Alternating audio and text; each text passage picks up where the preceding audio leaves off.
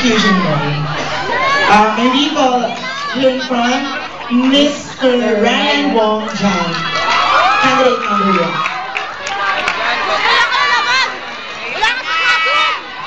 Alright. Good evening, Ryan. So Ryan, just pick one. Judge number 4.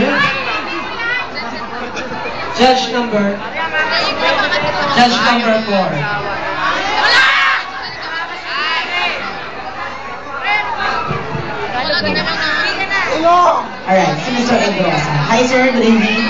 Good evening.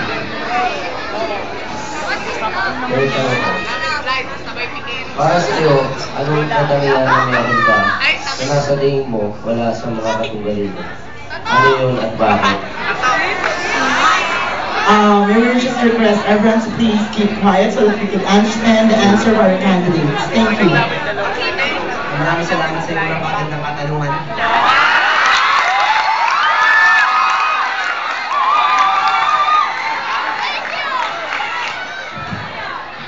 Magandang gabi sa inyo lahat. Siguro, ang nakakala sila ay yung magiging simple.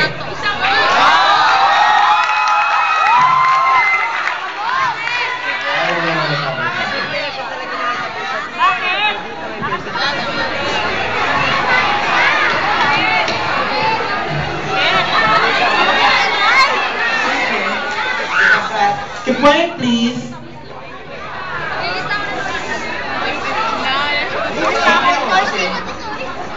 Kasi rin nun eh, ako lang meron.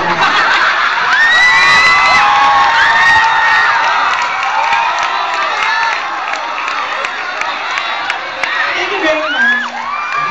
Candidate number 1. Thank you very much, Mr. Ryan. So let's immediately move to our candidate number 2, Mr. Michael Lawrence Jorge. From 4th year, ayan. So, buhay na yung judges na nagtatanong. Is judge number 1. Judge number 1. So Miss Jandy Aninuevo. Good evening to you. My question is, what is the characteristic of being a winner for you?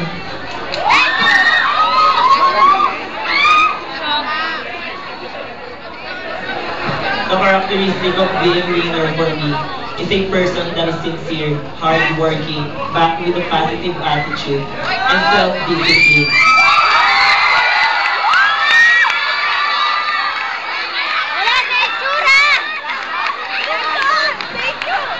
The real winner is a person that can make a stand. Why? As a Christian, I believe of what is written in the Bible. That the real man stands for the real purpose of life. That's all. Thank you very much. I think first we should have just an alternate group susunod so that just to be fair to other candidates. Okay? So let's move for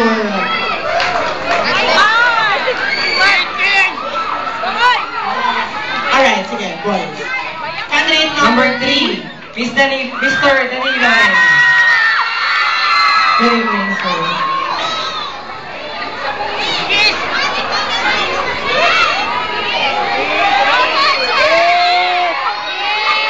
Judge number 4. Mr. Ian again.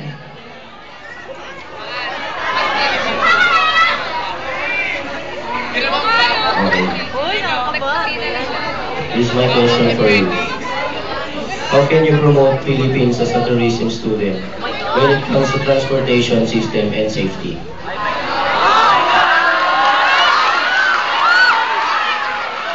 Silence, please. Bago po siguli ng katanungan, pinabali ko po ang ating mga panginoon at ating mga mirado ng magandang gabi.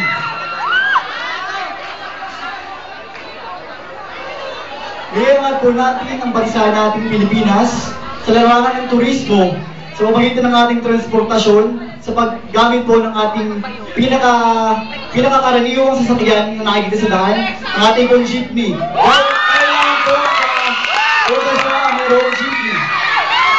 Maraming salamat po. Thank you very much, Candidate number 3, Mr. Daniel. Mr. Candidate number 4, Matchan Tagadua. Please state the number. And the chosen judge. Again, judge number 4. Mr. Ed Rosa.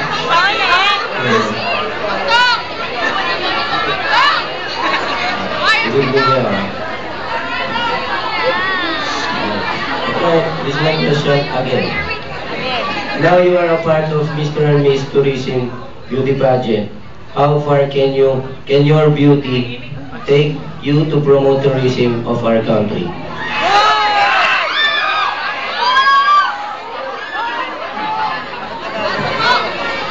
As a tourism student, limited pa siguro. So, pero with technology,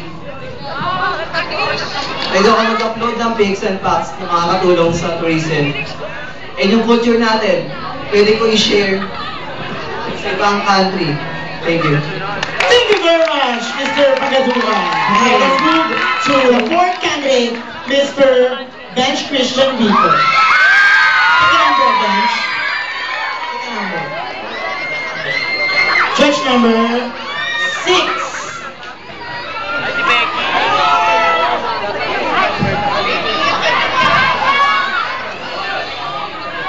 Here's your question. Alright, silence please. Nowadays, U.S. film and music industry is spectacular in quality and sells like advertising in the market. As a citizen of our country, how can we promote our music and film industry that was once a part of Star? Magandang gabi sa inyo lahat. Alam natin na mas maganda ay ang mas tinatangkilik natin na musika ay ang mga nasa ibang bansa. Ngunit maaari din natin pagmalaki ang ating sariling musika dahil iba ang ating himig, iba ang ating nararamdaman, iba ang ating gusto. Kaya sa atin, tangkalikin natin ang sarili natin. Candidate number 5, Ferdy, Candidate number 6, Mr. King Silo.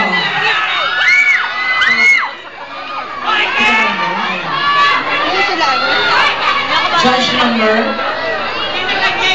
It's our judge number 1, Miss Aninuevo.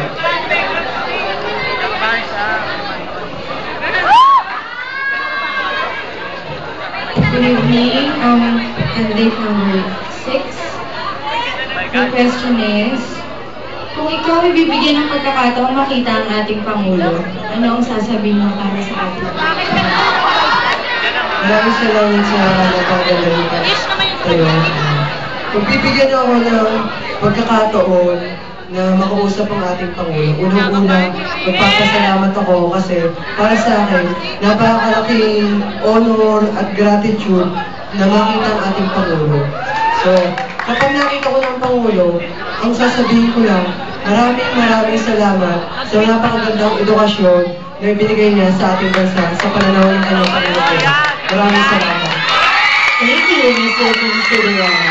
Moving on to our candidate number 7. it's Mr. June Carlo Vergara. Judge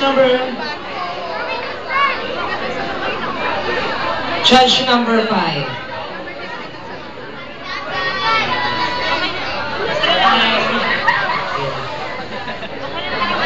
My question for you is, what is your motto in life and how does it affect you? My motto in life is very simple. It's only time is gold. You know why? Because every people must treasure our every moment here in earth. And we should be thankful to God for the life that He has given to us. That's all. Thank you very much, candidate number 7. So our last candidate in their category, candidate number 8, Mr. Quinto J. Sancote. Quinto Quinto.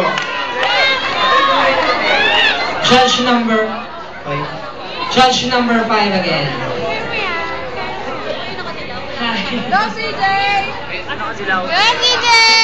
Jowa!